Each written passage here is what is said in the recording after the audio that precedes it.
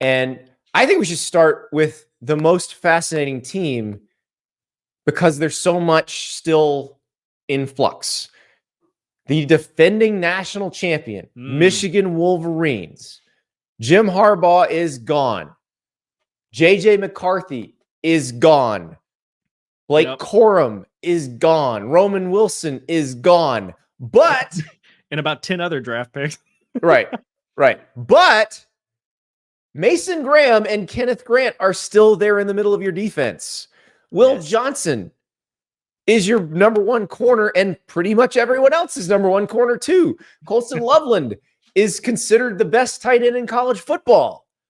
Like, this is a very interesting team because, yes, they won the national title and lost a ton of draft picks, but they still have some premium top-end talent. But what does that mean? Right. And I think you hit the nail on the head. They lose a ton of guys, but honestly, the best recruiting job that Sherrone Moore did was keeping the talent from moving on, right? I think you win a national title, you lose a ton of guys to the NFL, you lose your head coach to the league. There's a world in which there could have been a mass exodus from this Michigan team, and Sherrone Moore was really only able to lose one casualty.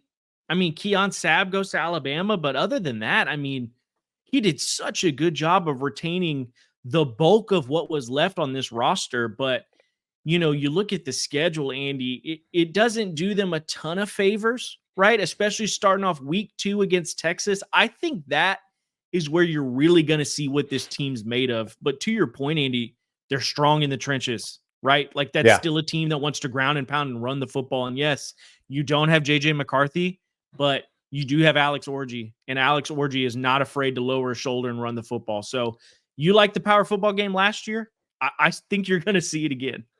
Yeah. And look, let's be real here. Kenneth Grant's the freakiest athlete on this team.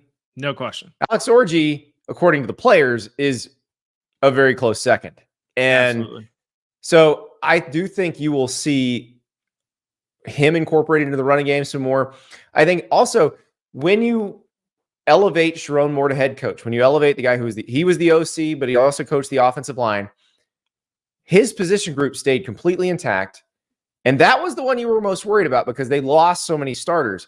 But his succession plan that he already had in place, he just got to continue. Like, if you'd gone outside and hired somebody who wasn't at Michigan last year, then you would have probably been worried about people trying to pick off the O-lineman that you had waiting in the wings.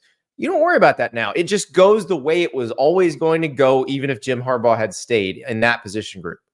I completely agree. And I think that goes for the defensive line as well. I mean, with those two guys up front, I think that gives you such a nice security blanket on defense because ironically, who they play week 2 in Texas, they don't have that.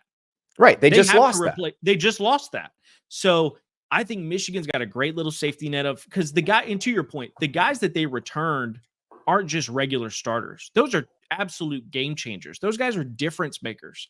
And I think if this team can find some guys to step up and replace the production that you lost in the wide receiver room, Colston Loveland's a great player, but he can't do it all by himself. I think if they can get some skill guys to step into new roles at receiver, you have Donovan Edwards back there. I think if you get some guys that can stretch the field and make it a little easier on your run game, this team's still going to be a very good team. So I have their ceiling as make the college football playoff and advance. I don't have them as a national championship contender necessarily. Is that fair or unfair? I think that's completely fair. I think you still need to see them prove it. On paper, I think that's completely fair. I believe week 2 will have a really good idea of who this Michigan team's going to be. But I think to your point, the ceiling has to be make the playoff. Are they a national championship contender? Not necessarily, but what do you have going the other way, Andy? What do you think the floor looks like for them?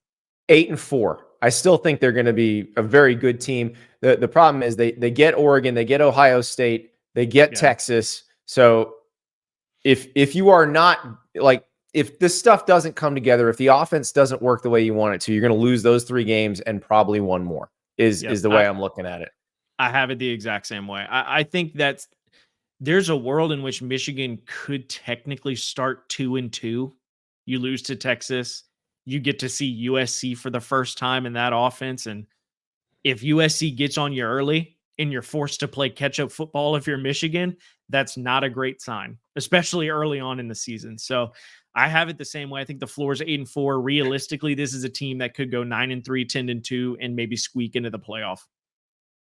Yeah, I think if they get into the playoff, they're a tough matchup for somebody. Like, especially if you're facing them, if you got to go to the big house right off the bat, right? That's a very tough matchup. If they come to your place, let's say they're seeded 9 through 12, that's a brutal matchup because their style is going to be different than what most teams are going to be used to.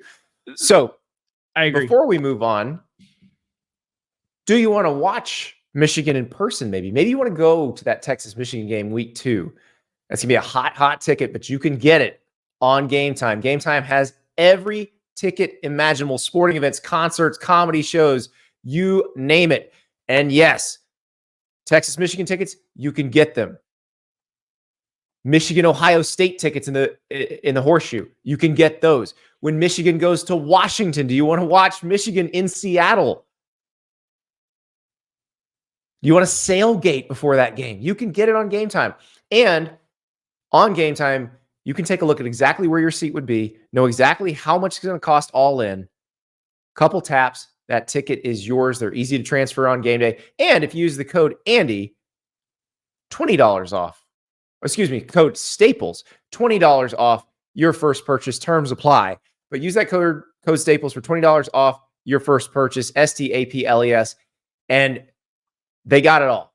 So if there's a concert you want to see this summer, or if you want to go follow the Wolverines, you can do it on Game Time. Thank you so much for watching. Just a reminder, subscribe to this channel right here so you never miss an episode of Andy Staples On 3. And oh, by the way, watch all the other great videos on the On 3 Sports YouTube channel.